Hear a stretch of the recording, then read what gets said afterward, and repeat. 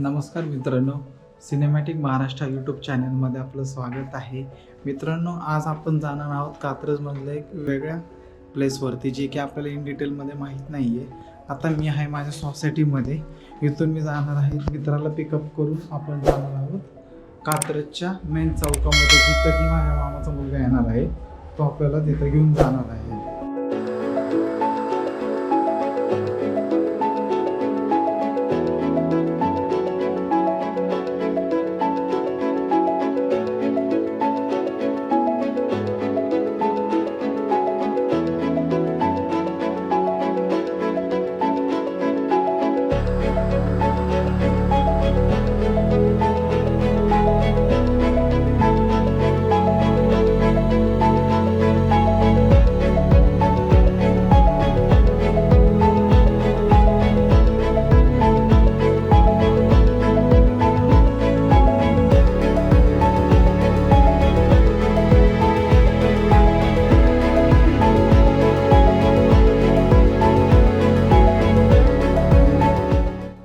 तर मित्रांनो, आपण जो मेन कात्रजचा जो मेन डेपो आहे, बस डेपो, तिथून आपण स्ट्रेट सरळ वरती आलो. जो की आपल्याला लागतो तो कात्रज घाट लागतो.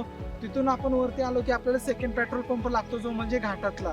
तिथून आपण एक काही मीटर अंतरावरती आलो तर आपल्याला एक राईट टर्न लागतो, जिथं लिहिलं आहे की देवेश्वर टेकडी.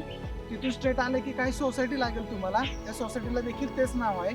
त्या देवेश्वर टेकडीवरून आपण ह्या रूटनी सरळ आलो आहोत.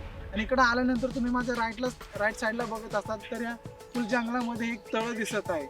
त्याप्रमाणे आपण इथून स्ट्रेट जाऊन आपण तिथून काही ड्रोन शॉट देखील घेणार आहोत, जे की मी तुम्हाला दाखवतो.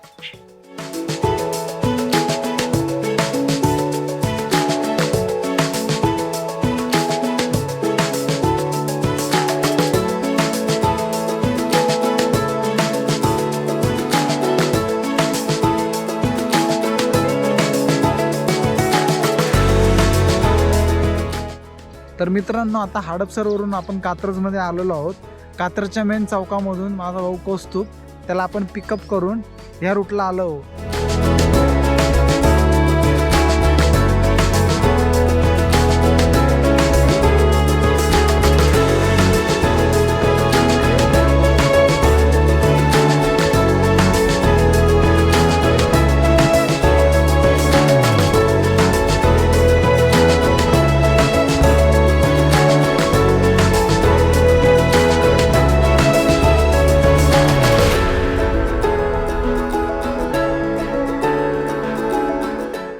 तर मित्रांनो, आपण एक थोडासा जंगल पॅच क्लिअर करून आपण थोडं पुढे आलो की आपल्याला छोटासा ओढा दिसतो. ओढ्याच्या साईडून आपण थोडं इकडे आल्यानंतर तुम्ही माझ्या मागे बघू शकता की या येल्लो कलरची जी फुलं आहेत, मी पण आता एवढं तज्ञ नाही की सांगू शकत की नक्की कोणती फुलं आहेत. तर येल्लो आणि ब्ल्यू कलरची फुलं इथे जास्त प्रमाणात दिसून येतात.